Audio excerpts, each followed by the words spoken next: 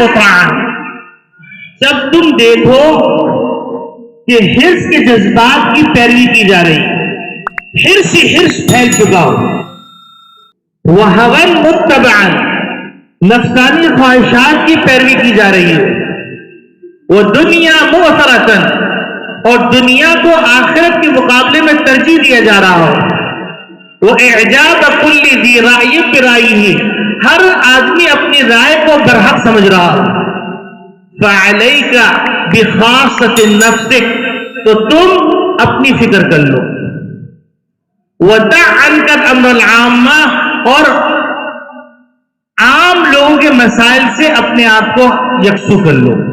اب بعض لوگوں نے اس کا مطلب یہ نکالا کہ اب دعوت و تبلیغ کا کام نہیں کرنا ہے، تو یاد رکھیے اس حدیث کا یہ مطلب نہیں ہے۔ دعوت و تبلیغ کا کام تو مرتے دم تک کرنا ہے، قیامت کے قائم ہونے تک کرنا ہے۔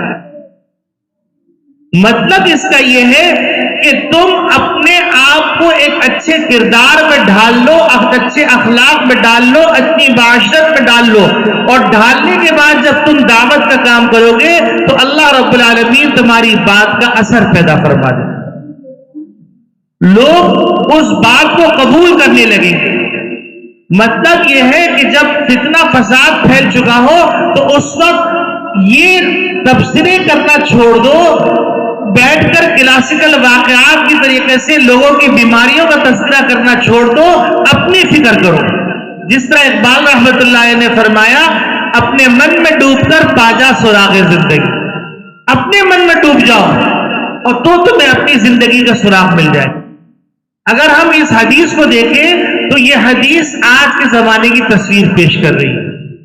اذا رأیت شحا مطاعا، ہر کے جذبات کی فرما برداری کی جا رہی ہے، وَهَوًا مُتَّبَعًا، نفسانی خواہشات کی پیروی کی جا رہی ہے۔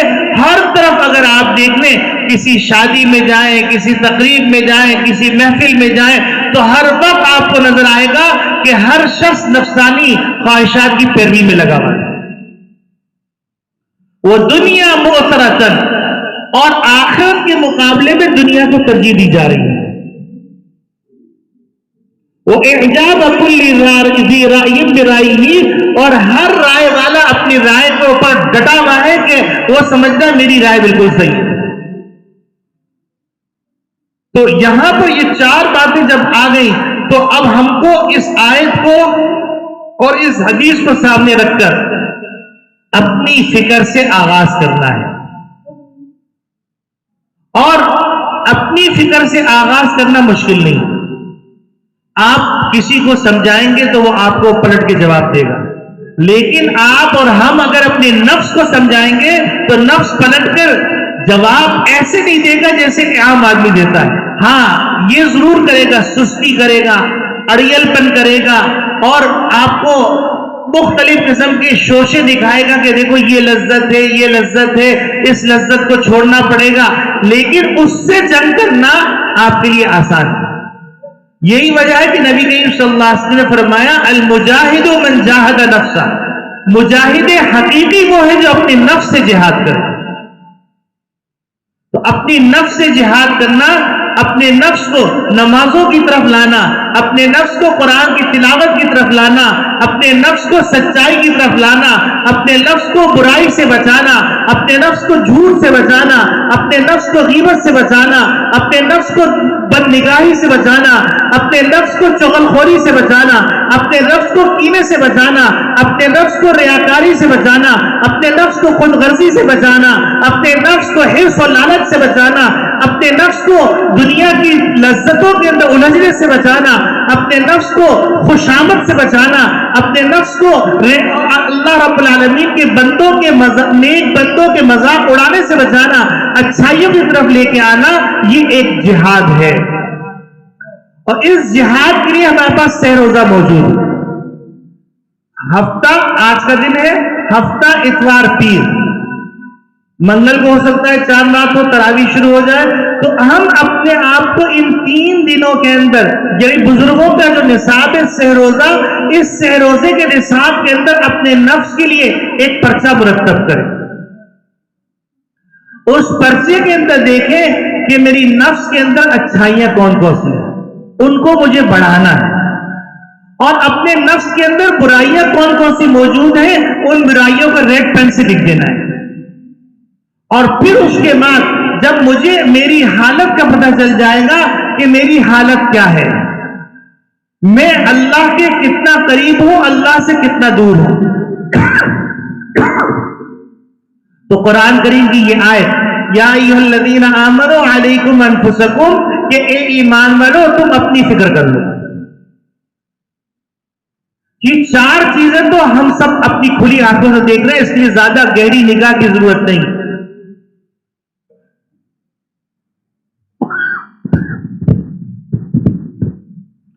یہ چار چیزیں ہم اپنی آنکھوں سے دیکھ رہے ہیں.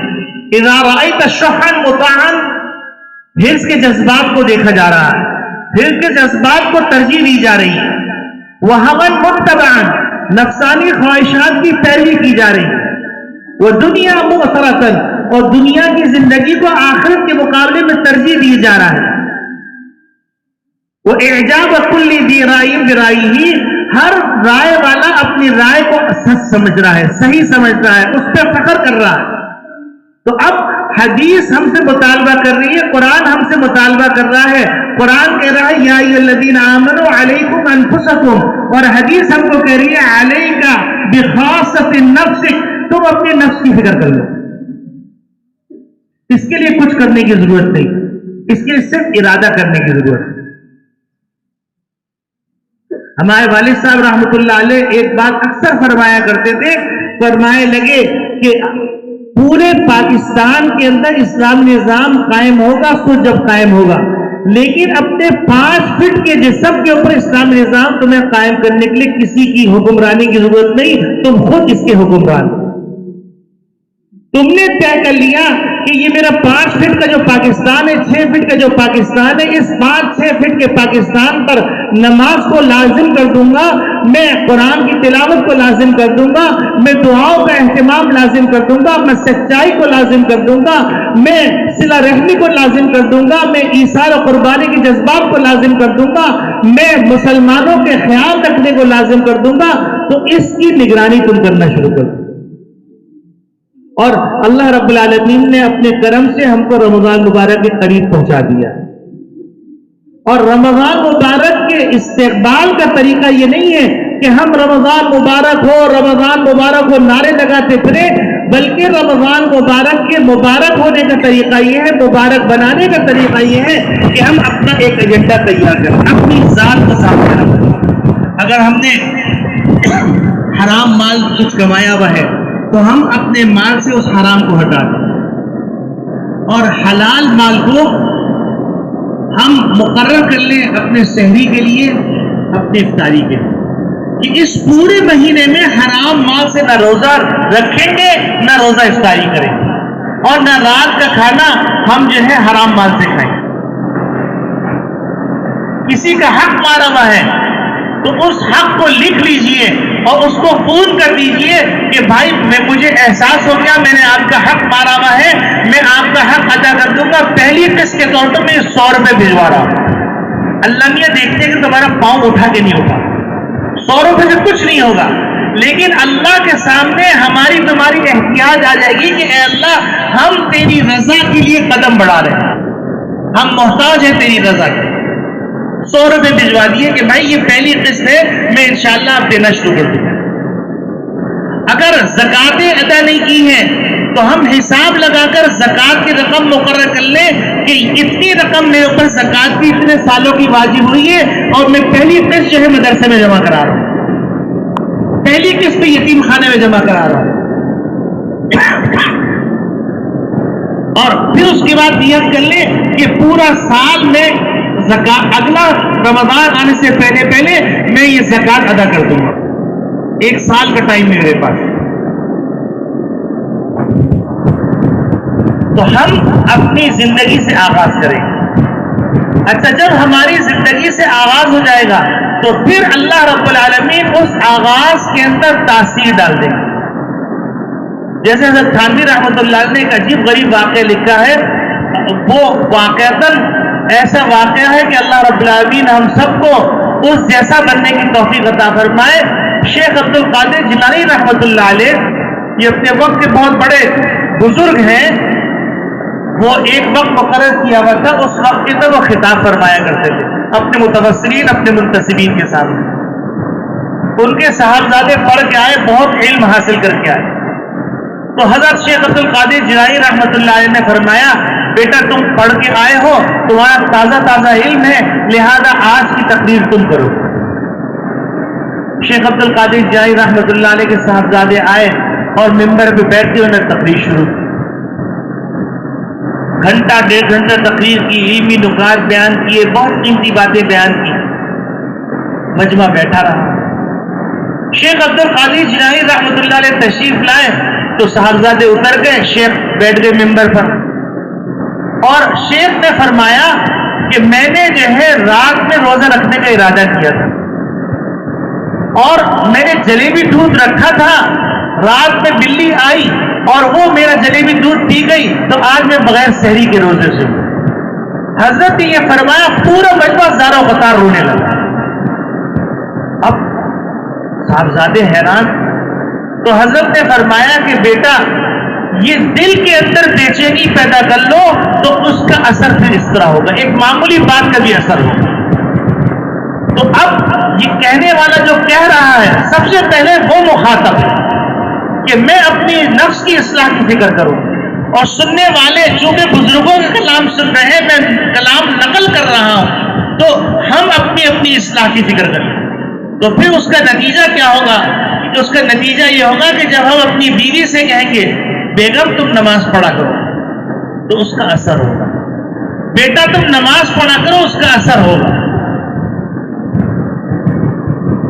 جیسے ایک دفعہ حضرت حسنین نے رضی اللہ عنہ، حضرت امام حسن، حضرت امام حسین رضی اللہ عنہ دیکھا ایک صاحب وضو کر رہے ہیں اور وضو غلط طریقے سے کر رہے ہیں، تو اب انہوں نے احترام کا دروازہ نہیں کھولا، احترام کو باقی رکھا، اور دونوں بھائیوں نے طے کیا کہ ہم جا کر حضرت کی خدمت میں کہتے ہیں کہ حضرت ہم دونوں بھائیوں میں اختلاف ہو گیا ہے کہ وضو کیسے کرنا ہے، دیکھیے میں وضو ایسے کر رہا ہوں، میرا بھائی ایسے کر رہا، آپ دیکھ کے بتائیے کہ ہم صحیح وضو کر رہے ہیں غلط وضو کر رہے ہیں۔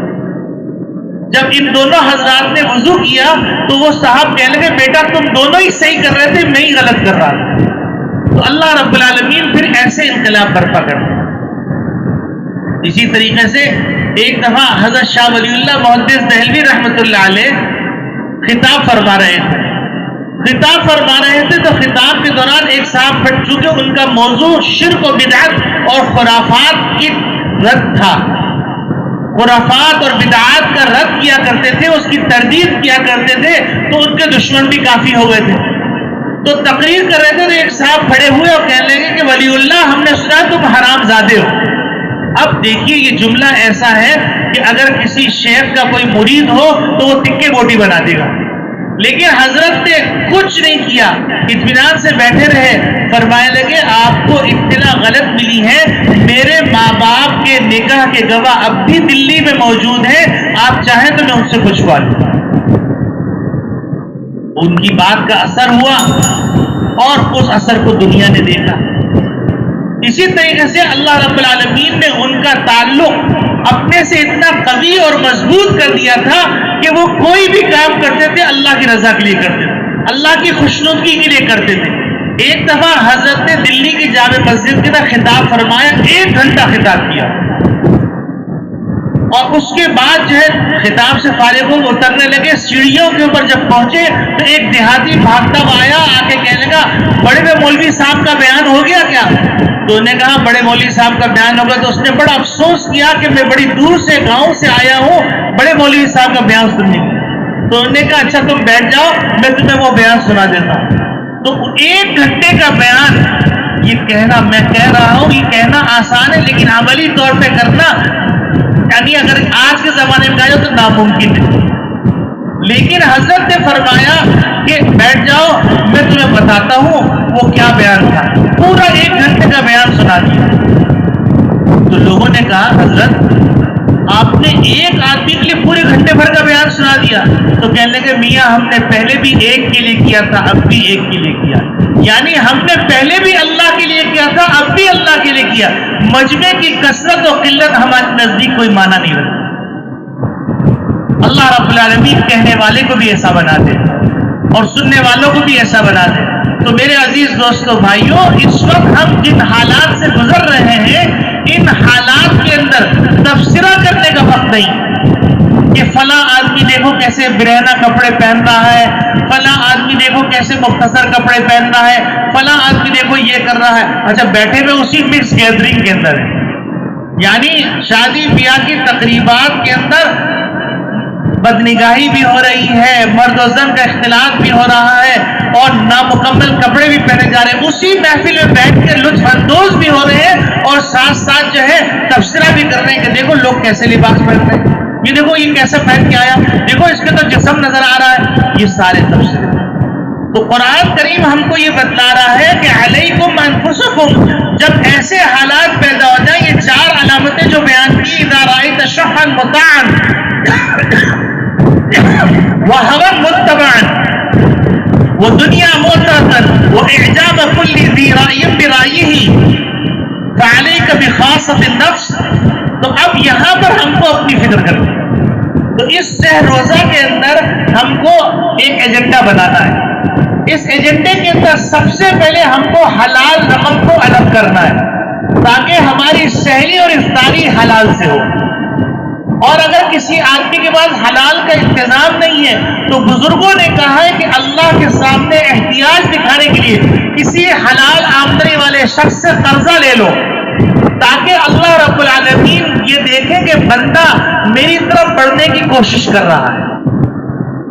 کیونکہ اللہ رب العالمین کا قانون یہ ہے, من اقترب الیہ شبرا اقتربت الیہ ذراعا, جو میری طرف ایک بالش چلتا ہے میں ایک گز چلتا ہوں. ومن اقترب الیہ ذراعا اقتربت الیہ باعا, جو میری طرف ایک گز چل کے آتا ہے میں 2 ہاتھ چل کے آتا ہوں. ومن اتانی یمشی, جو میرے پاس پہیا چل کے آتا ہے, اتیتہ حولۃ, میں لپک کے پہنچ جاتا ہوں. تو میرے عزیز دوستو بھائیوں, ہم کو اللہ کے سامنے احتیاج دکھانی ہے, اور رمضان مبارک سے پہلے ہم کو سحری افطاری کا پورا نظام بنائے, اور ہم دیکھیں کہ ہمیں کتنے پیسوں کی ضرورت ہے, کتنے حلال پیسے ہم الگ کر کے رکھیں, اسی سے ہم اپنا راشن خریدیں, اسی سے ہم سحری کریں, اسی سے ہم افطاری کریں. پھر اس کے بعد دیکھیں کہ ہم اپنے نظام الاوقات کو کس طرح مرتب کریں کہ 5 وقت کی نماز ہم کو جماعت کے ساتھ مل جائے, اور پھر ہم کچھ وقت نکال لیں قرآن کریم کی تلاوت کے لیے, پھر کچھ وقت ہم نکال لیں فضائل اعمال کے مطالعے کے لیے, یا فضائل اعمال کی جو تعلیم ہو رہی ہے اس تعلیم میں بیٹھنے کے لیے. اور پھر ہم یہ دیکھیں کہ ہمارے اندر کون کون سے حرام اعمال ہیں اللہ کو ناراض کرنے والے, ان حرام اعمال کی ہم ایک فہرست بنا لیں, اور ہم نیت کر لیں کہ ان 3 دنوں میں جو ہمارا سہ روزہ رمضان مبارک سے پہلے ہے, ان 3 دنوں کے اندر ہم ان حرام چیزوں سے بچیں گے. اگر کسی آدمی کے پاس وقت ہے تو جماعت کے ساتھ سہ روزہ ہی لگا لے رمضان مبارک سے پہلے, کیونکہ ماحول سے جب آدمی نکل کر مسجد کے ماحول میں جاتا ہے تو اس کے انوارات ہوتے ہیں. تو کچھ لوگ سہ روزہ لگا لیں, کچھ لوگ سہ روزے کی ترتیب اپنے گھر میں بنا لیں, اور رمضان مبارک کا استقبال ایسے کریں کہ لگے کہ ہم رمضان مبارک کے آنے کے لیے تیار ہیں. تو اللہ رب العالمین ہمارے قدم پھر خود اٹھوائیں گے, اور پھر ہم تراویح کے لیے وقت نکالیں, اور پھر ہم جو ہے کچھ اچھائیوں کے لیے وقت نکالیں. 1 روپیہ بھلے روزانہ 1 روپیہ صدقہ کریں. اب آپ دیکھیے 1 روپیہ صدقہ کریں گے تو اللہ کے دربار میں 1 روپیہ نہیں ہوگا, آپ کے اخلاص پر وہ عہد کے پہاڑ سے زیادہ بڑا ہو جائے گا. تو یہ ہم کچھ اعمال کر لیں اور اللہ سے مانگنے کے لیے کچھ وقت مقرر کریں. مناجات مقبول ایک کتاب ہے, مناجات مقبول اس میں 7 روز کی منزلیں ہیں, روزانہ 1 منزل پڑھنے کا اہتمام کر لیں. اگر ہم کو دعا مانگنی نہیں آتی تو اس میں حضور صلی اللہ علیہ وسلم کی اور قرآن کریم کے اندر آئی ہوئی ساری دعائیں موجود ہیں. ہر روز کی 1 منزل پڑھ لیں, 4 سے 5 صفحے کی 1 منزل, اور اتنا سا صفحہ ہے. ہر روز ہم اس کی منزل پڑھ لیں. اگر عربی پڑھنا مشکل ہو تو اسی کے نیچے ترجمہ بھی لکھا ہوا ہے, ہم وہ ترجمہ ہی مانگ لیں. اور اس کے بعد پھر ہم کچھ وقت افطار سے پہلے بیٹھ جائیں. یہ قبولیت دعا کا وقت ہے. ہم اس وقت اپنے لیے، اپنے بچوں کے لیے، اپنے بیوی کے لیے، اپنے بہن بھائیوں کے لیے، اپنے ماں باپ کے لیے، اپنے رشتہ داروں کے لیے، اپنے شہر والوں کے لیے، اپنے ملک والوں کے لیے، مدرسے والوں کے لیے، مسجد والوں کے لیے، خانقاہوں والوں کے لیے، دعوت تبلیغ والوں کے لیے، سب کے لیے، پوری امت کے لیے دعا کریں. تو آپ یقین کیجئے ہمارا رمضان مبارک بڑا مبارک بن کے گزرے گا. اللہ رب العالمین کہنے والے کو بھی عمل کی توفیق عطا فرمائے، سننے والوں کو بھی عمل کی توفیق عطا فرمائے. اس آیت کو اپنے سامنے رکھیے. یا ایھا الذین آمنوا علیکم انفسکم، کہ ایمان والو اپنی فکر کر لو. اس کا یہ مطلب نہیں کہ دعوت تبلیغ کا کام چھوڑ لو، بلکہ اس کا مطلب یہ اپنی فکر کرو تو اس کے اندر تمہارا چراغ جل جائے گا، اور چراغ سے چراغ جلتا ہی اللہ کا قانون ہے. تو پھر جب تم اچھے کردار کے حامل ہو جاؤ گے، اچھے گفتار کے حامل ہو جاؤ گے، تو تمہاری بات میں بھی اثر ہوگا اور تمہارے عمل میں بھی اثر ہوگا. اللہ رب العالمین ہم سب کو عمل کی توفیق عطا فرمائے. وآخر دعوانا ان الحمد للہ رب العالمین.